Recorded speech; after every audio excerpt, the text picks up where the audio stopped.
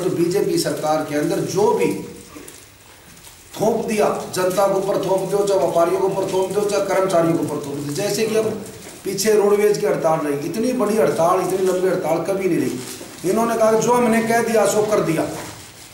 तो आज जनता बिल्कुल परेशान है और जनता परेशान ने 25 तारीख को दिखा दिया कि जो 7वें चरण की जन क्रांति यात्रा थी, कितने कितने लंबा किलोमीटर जाम रहा और उन लोगों ने दिखा दिया। और फरवरी के अंदर कांग्रेस पार्टी की एक जो हमारी जन क्रांति यात्रा की जो समापन का जो है वो हम फरवरी के अंदर करेंगे और पूरे हरियाणा की आज तक की सबसे बड़ी रैली वहाँ पर भी करेंगे और यही हमारा आपसे मांगना है। अब ये रैली हुई बरवाड़ा, तो मैंने एक बयान पढ़ा भाई सुरेंद्र पूनिया जो जिला प्रधान है कि हुड्डा साहब तो झूठ बोलते हैं। भाई मेरे समझ में नहीं आती, अगर हुड्डा साहब झूठ बोलते हैं तो जो रैली ऐतिहासिक रैली कैसे हुई? बीजेपी की रैली के अंदर 400 रुपए में मजदूर लेके, भाड़े के आदमी लेके और रैली को कामयाब करने का काम करते हैं। और जितनी बीजेपी की रैली के अंदर भीड़ होती है उतनी तो हमारी स्टेज को भी भीड़ थी। 2000 आदमी हमारी स्टेज पर थे। बीजेपी के कुर्सी लगाते हैं, हमने एक भी कुर्सी नहीं लगाई। सिर्फ पत्रकार भाइयों के लिए सिर्फ 50 कुर्सी लगाई, सिर्फ 50 और 50 हमारे लगते। आप सबने देखा कहीं पर भी जैसे जन क्रांति यात्रा हमारी हुई, कहीं पर हम कुर्सी नहीं लगाते। तो ये चुनाव एक भाईचारा का चुनाव है और आज तक हरियाणा के अंदर कभी भी इन चुनाव के अंदर पार्टी सिंबल पर चुनाव नहीं लड़ा गया है।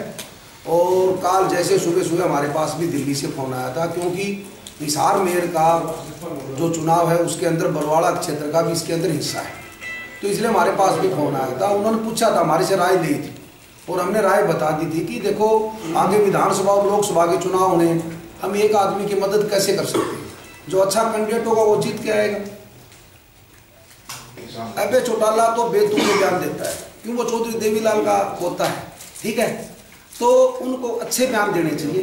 एक अच्छे घर से है, कभी भी कांग्रेस पार्टी कभी नहीं डरती। उन्होंने अपना घर देखना चाहिए। आज घर के अंदर कितनी लड़ाइयाँ हैं, चाचा भतीजा पे कह देता है, भतीजा चाचा पे कह देता है, दुर्योधन की भाषा होती है, कितनी कितनी गंभीर बातें हैं। आज उनको ना कांग्रेस पार्टी के ऊपर करते हुए उन्होंने अपना घर देखना चाहिए। आज एक बार उनको घर संभालने की जरूरत है।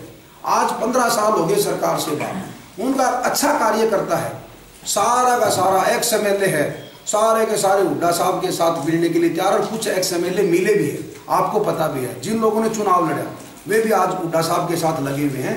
तो मेरा ये मानना है कि देखो अभय चौटाला को अपना घर देखो, घर ठीक हो जाए फिर किसी की बात करो। भाई हमारे प्रधान जी बाहर से आके सरसर बने थे, इसमें क्या? देखो अरे देखो देखो देखो सुनो बात, जब चौधरी देवीलाल जी राजस्थान में जाके चुनाव लड़ सके है, अजय चौटाला राजस्थान में जाके चुनाव लड़ सकता है, भाई हिसार का जिला के अंदर भी चुनाव नहीं लड़ सकता। हमारे प्रधान जी भी मान ले झज्जर सर से चुनाव लड़ा था। देखो कोई भी आदमी चुनाव पार्टी जहां से भी टिकट दे वहां चुनाव लड़ सकता है।